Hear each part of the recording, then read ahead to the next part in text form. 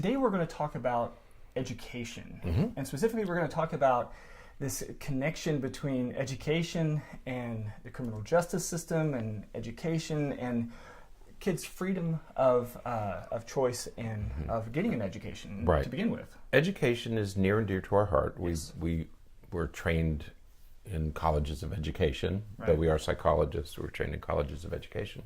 We have children who have gone through public schools and private schools. So we've had experience with both. And it remains an important interest and almost passion of ours. And the reason is because we see, one of the reasons is we're interested in it at a philosophical, educational, pedagogical level, but we're also interested in it from a psychological level because we see the children who can't handle the schools, whatever school. And it's, let me be very clear, we're not just talking about public schools. This happens in all schools, public and private. Some kids just don't fit for one reason or another. And those are the kids that we're seeing, are the kids who, or many of the kids that we see are kids who don't fit in the system. So we have daily reminders of these sort of kids who don't fit in the way schools are structured today.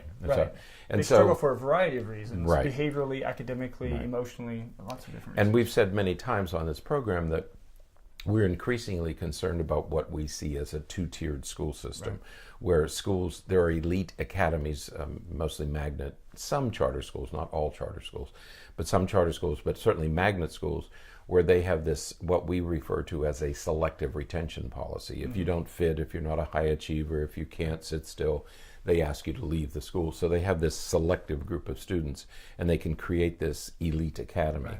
In the meantime, kids who don't fit are dumped back into public schools and kind of left to fend for themselves. They and their teachers are left to fend for themselves. So we're concerned about the two-tiered school system. What we're talking about today, there were actually three articles that we ran into. One goes back as far as 2009, so it's not a new concern. The other is from 2015, and the other is from 2018. So it's a recurring theme. It's not really new. It's a recurring theme. But what we want to talk about today is we want to talk about the changes that have occurred in the public school system, partly in reaction to, and partly in reaction to, and I think it goes back to the 80s with the document that President Reagan's education secretary wrote, that pamphlet about the demise of the American school system. Okay, and so people have been concerned about it. So we've had what were called educational reforms, and we've ended up today, presently, with a system that people are starting to question. And that's what we're going to talk about today, is questioning the system. Yeah, typically when we talk about our two-tiered system, we're speaking mostly about education specifically, academics.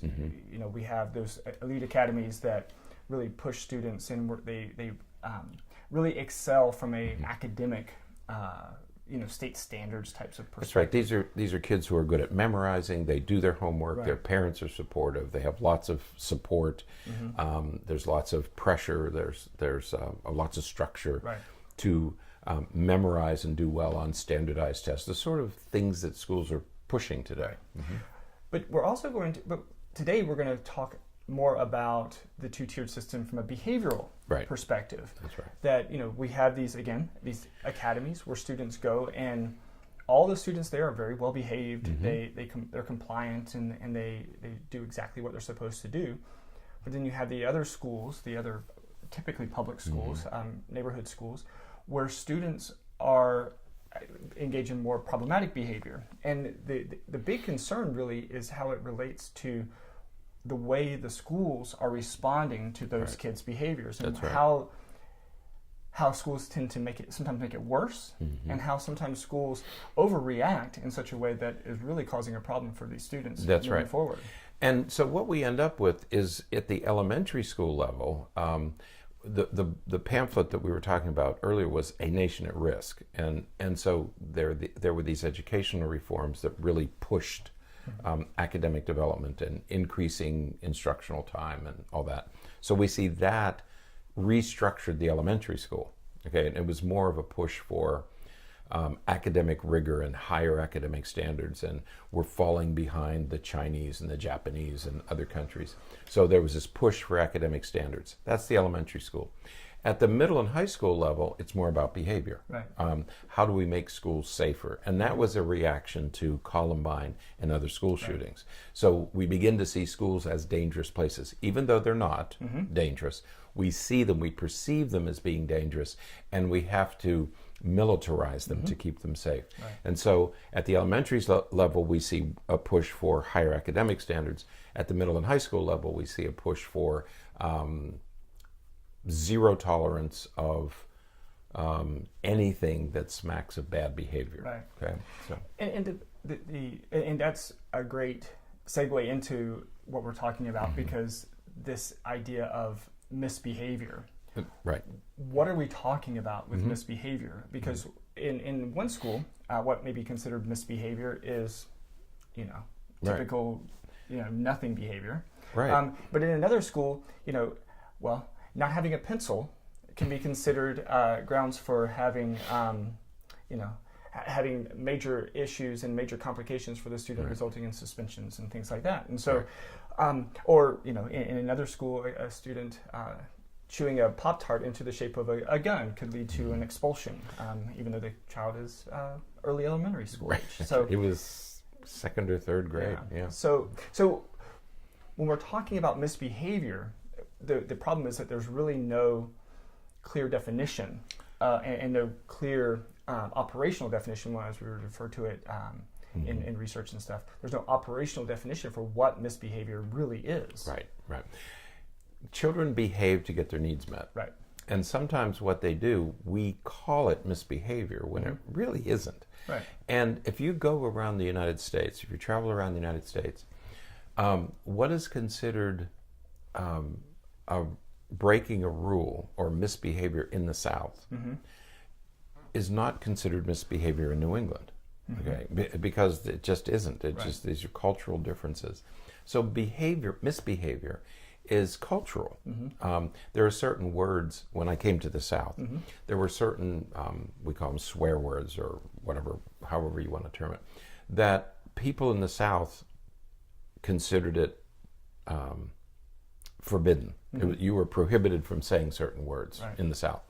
In the North, my grandmother said those words. I mean, it didn't have the same value, the same connotation there that it does in the South. So if you say that in the North, nobody blinks. If you say it in the South, it's a serious transgression. Right. Okay?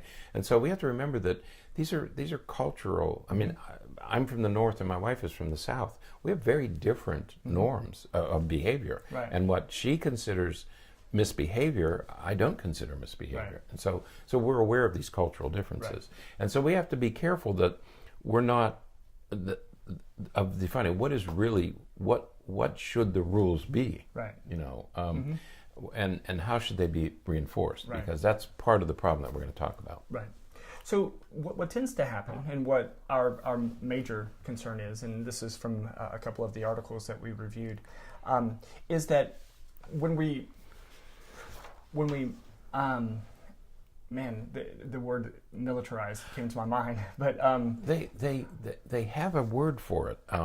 When you tighten a school, I forget the term. I'll think about it as we're talking. But there's a term that they use the police and soldiers use to make a building safe, to make a school safe. I forget what the word is. I'll think of it in a second. Yeah.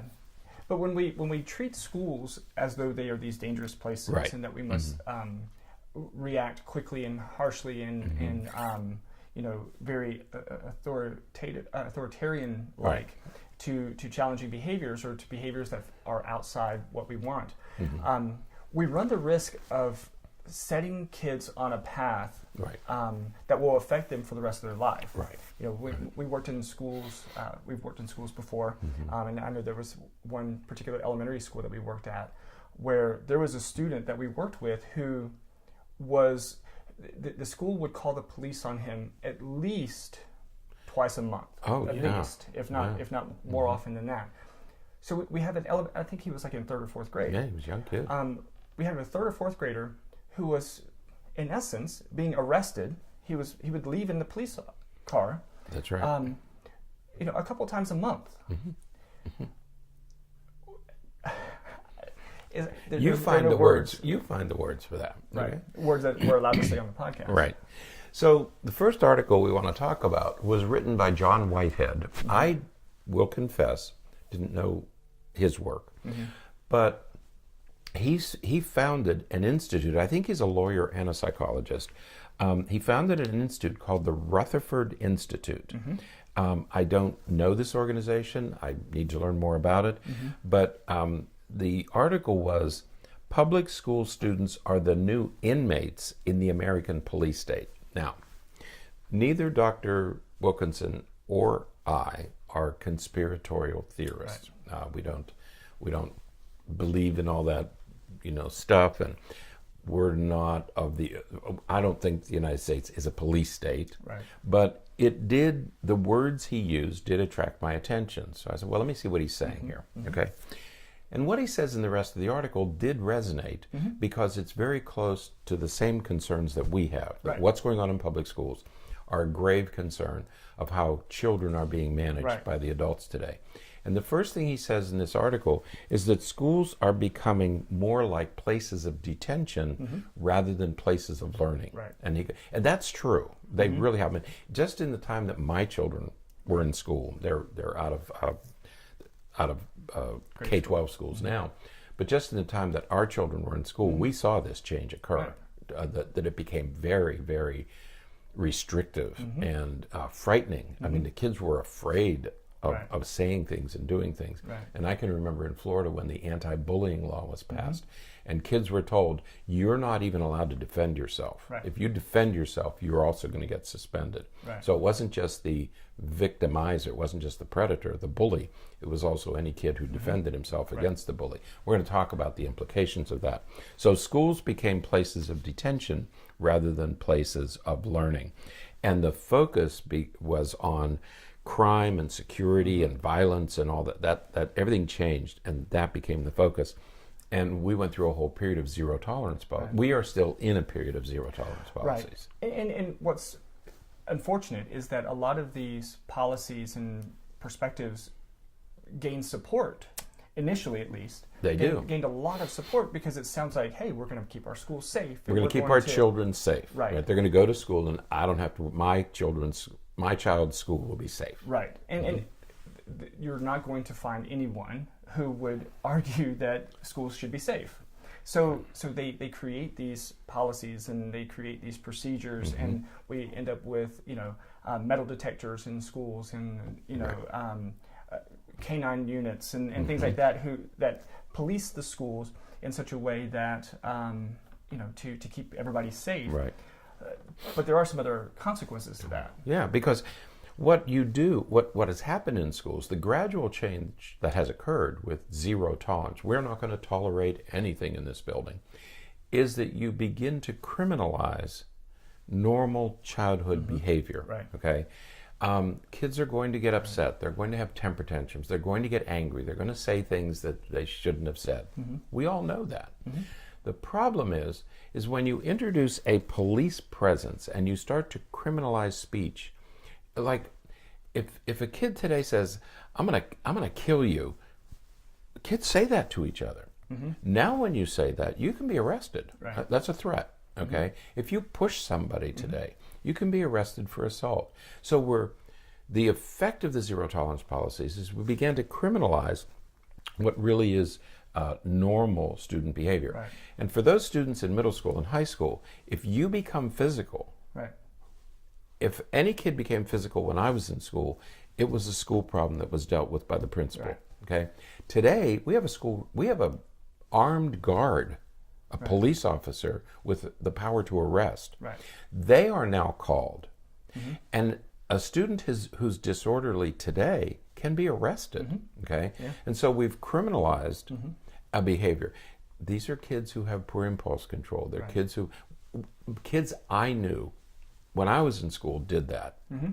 That's not new. It's not like something new is happening in schools. Right. The difference is we've criminalized the behavior. Right. All right. And they're ending up in jail instead of in the principal's office. Right. He goes on to say, by the time the average young person in America finishes their public school education, nearly 1 out of every 3 of them will have been arrested. Yeah. That is one of the most alarming statistics I've ever read. Right. Think about that. Almost 1 out of 3 right. will be arrested. Exactly. We have 50 million school students, K-12 students in the United States. I think it's 56 million now. 1 out of 3 will be arrested right. by the time they finish. There's something wrong with the system right. that creates that. Exactly. And what they're being arrested for right. is not bringing guns to school or bringing right. knives to school or hurting other students. They're being arrested for disorderly conduct and disobedience and defiance and not having their uniform and not putting cell phones away. Right. And these things are escalated and they become physical altercations, right. Okay? And kids are ending up getting either hospitalized, in Florida it would be through a Baker Act, or they get arrested right. and put in jail, put in juvenile detention. And what's really concerning also about this is that we know that as soon as students start down a path of criminalized consequences for their behavior. Right. So if they, as soon as a person is arrested, the probability of them engaging in behaviors that's going to lead to future arrests significantly increases. One suspension triples the likelihood that you're going to end up in juvenile justice. Right. One suspension. One suspension. You're going to triple the likelihood that that student will end up in the juvenile justice system. Right. So when we're talking about whether it's high school, middle school, or even elementary school age kids who are being arrested, whose normal behaviors, we're not denying that they're challenging behaviors. Absolutely. But when those behaviors are criminalized and right. we respond with a punitive, juvenile justice type of consequence, we're starting that kid on a path that's going to stick with them for potentially stick with them for a very long right. time, right? And influence the rest of their life. A high school student or even a middle school student, if they hit a teacher, say, not even intentionally, but if they hit a teacher during some altercation or something, they could be charged with a felony. It happens when you're charged with a felony, even right. as a juvenile. That's going to stick with you, and it's going to influence your ability to get a job. It's going to influence your ability to get a further education. It's the going military, to influence all of that. The military, everything. Okay. Right. And when we talk about an assault, when you bring police into a school, if a kid has to be restrained, for example, and he brushes up against a police officer, right. He is going to be charged with battery, and that's a felony. Because you're hitting an officer, a law enforcement officer. You don't have to hit him. All you have to do is push him away, defend yourself, brush against him accidentally. Right. Any of those things could be considered. They're all considered battery. Okay, Kids don't know that. I mean, they think I have to defend myself. They don't know what they're doing. That's a felony. Right. That stays with you the rest of your life. Right. Okay, and so, and you say, well, we have to keep kids safe. Nobody disagrees with that, right. Okay? And we're not saying police officers are wrong, and we're not saying none of this should be happening. What we're saying is we're criminalizing normal behavior. Right. And when you bring police into a school, you are setting up a new kind of relationship between the students and the school. Yeah. There was a school in Philadelphia called John Paul Jones, and for years they were sort of tough kids from a Philadelphia neighborhood, and they had all kinds of problems. And just before they were ready to close it, it was taken over by a charter school system. They pulled all the bars off the windows. They got rid of all the police. Right. And they started a new system based on relationships between, building new relationships between the students and the teachers. The students were given time to talk about their problems. They were there was some flexibility. Their serious problems, this is a school with some difficulties. By serious problems, we mean murders, rapes, and beatings. And drug sales. And drug sales. Dropped by, serious problems. Dropped 90% in 1 year. Yeah. Because they changed the culture of the school from lockdown police state to a center of learning. Right. Okay, same kids, it was just a different atmosphere. Right. So you create a new atmosphere, and a lot of these problems go away. So on the one hand, you say, well, the police state should work. But in fact, it doesn't work very well. Right. It harms a lot of kids. And places that have changed the culture have seen Yeah. very sudden, very dramatic, Right. significant improvements. Yeah. I think one of the last things he says is that if you want young people to grow up and see themselves as prisoners, you treat them like you treat schools like they're prisons. Run the schools like they're prisons. Yeah. Right. So, yeah. That was one article, and we like that because many schools, there's this mentality that we have to lock down schools and we have to harden the targets and all that military, police, SWAT vocabulary. And it's probably creating more problems because in every case where we have changed the school culture, whether it's in Pennsylvania or Washington, wherever those schools have changed, the results have been dramatic and positive. Okay, so building on that, we found another article called "Why Students Don't Like School." This was written way back in 2009. Way back. Yeah, it was 10 years ago, right? Yeah. So written in 2009 by Peter Gray, psychologist. And he begins by talking about this book called Why Students Don't Like School. It was written by a cognitive psychologist, cognitive scientist. And what he said was, well, they don't like school because we're not using the latest cognitive principles and blah, went into this, intellectual discussion about cognitive this and cognitive that. And Peter Gray says, no, kids don't like school. They hate school because it takes away their freedom. Right. So again, we see this same argument that Whitehead made several years later, 6 years earlier, in 2009 by Peter Gray. And he says the only difference between a prison and a school is that you have to commit a crime to go to prison, but all you have to do is reach a certain age and you get to go to school. But he said, in every other respect, they're the same. That alarmed me because I thought, wait a minute, schools are not really like prisons. Right. But then you read this article and you say, he has a good point. When you look at it from a particular perspective, right? As far as restrictions and the consequences of again typical behavior. Right, and what he makes the point, and you and I have made this point many times. We've talked about it here. In fact, children today are far more deprived of liberty than they were when I was a child 60 years ago, or when my parents were children 90 years ago. Right. And then he goes on to talk about all those things, that we have increased rates of anxiety and depression and suicide. And he's saying that the reason these mental illnesses are increasing in school-age children is because of the way we are restructuring our schools. And we're making them so highly structured. And again, it's the same thing. Raise academic standard, zero tolerance. Let's harden the targets. Let's keep them safe, security, bullying, and all that stuff. And he said that even if we use the same rating scales today that we used 50 years ago, things like the BASC or whatever you want to talk about, are now roughly 8 times what they were in the 1950s. That mental illness diagnoses prevalence are 8 times what they were in the 1950s. Right. We're not more mentally ill, but more kids are showing symptoms. And we've talked about this on many podcasts before, that when we think about the significant increase in ADHD diagnoses, that the more restrictive you allow appropriate behavior to be in a classroom setting or something, the more children that are going to fall outside of those bounds. And what Gray, when he talks about freedom, he's talking about we deny children the normal things that they need, like recess and playgrounds. And when he talks about freedom, he's not talking about let kids do whatever they want. Nobody's talking about that. You just let them run wild.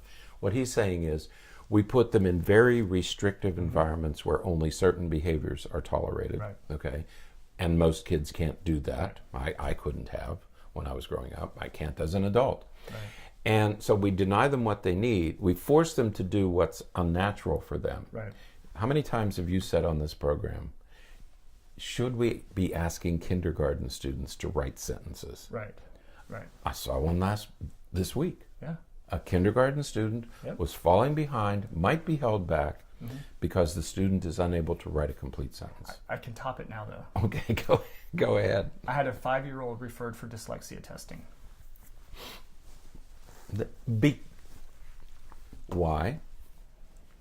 because couldn't write all their letters. Because the expectation is that when you're 5, you'll read. Yeah. What grade are you in at 5?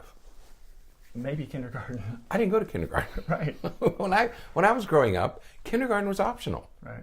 We didn't have one near us. Right. My parents didn't have 2 cars. It was, in the days when you had 1 car and Dad took it to work.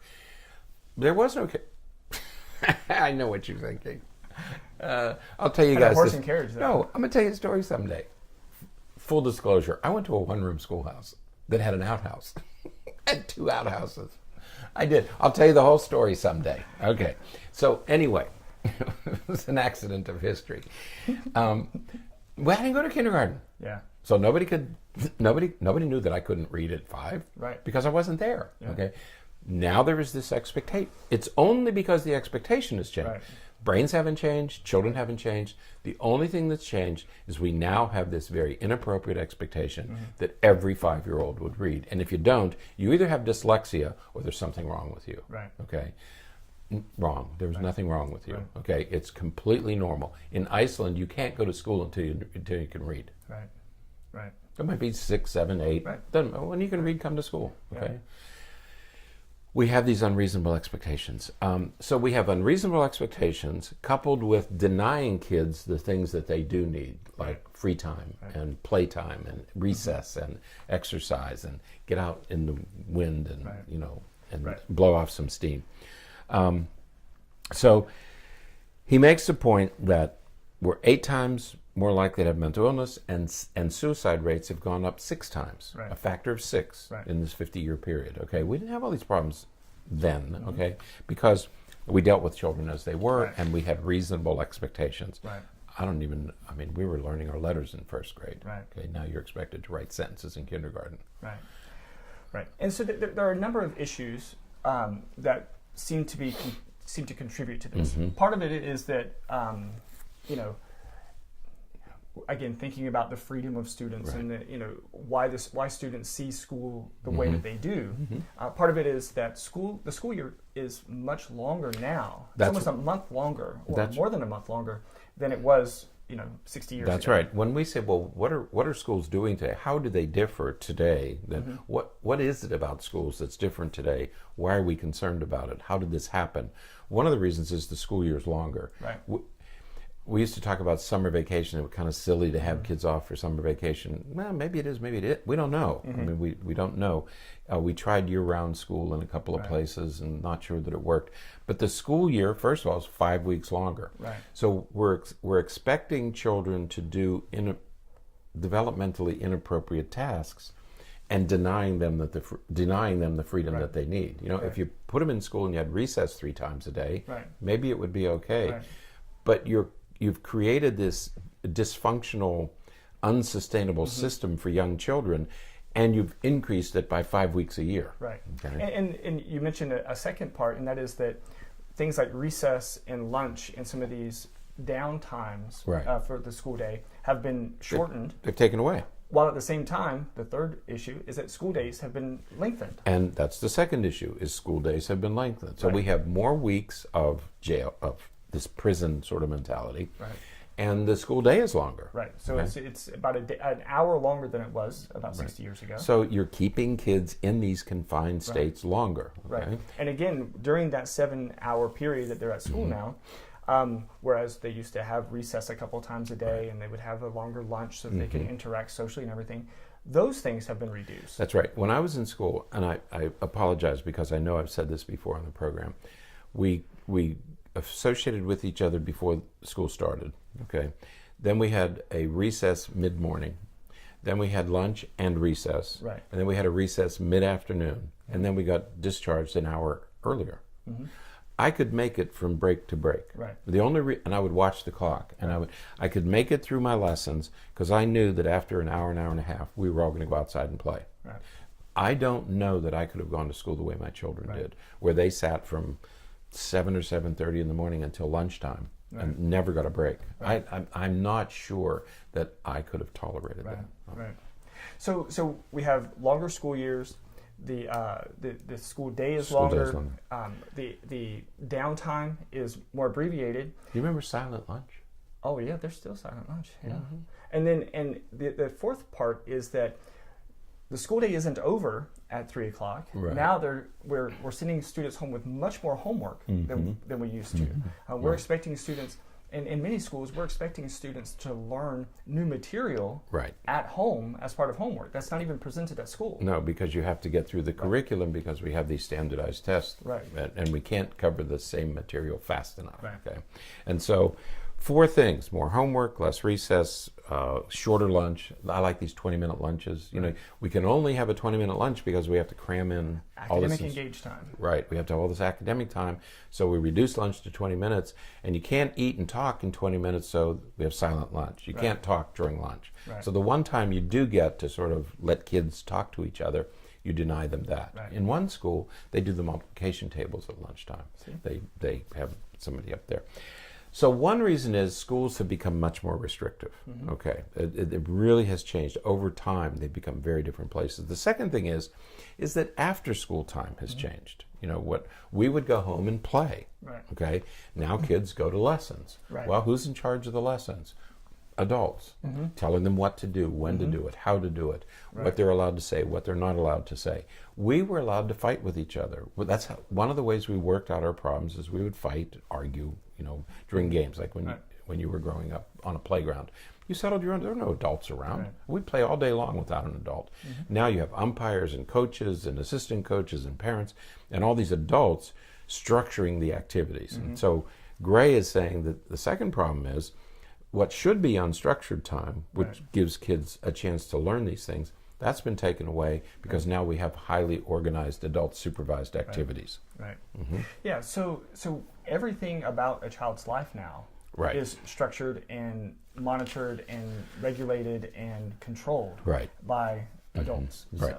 Right. And so it's been a gradual change over a 50-year period. People say, well, why aren't more people talking about this? Well, because the changes have occurred gradually. We know we've increased the school day. I didn't start school until after Labor Day. Right. I never went to school before. I mean, that's when it started. Now we start in late August. Now it's mid-August. Now it's early August.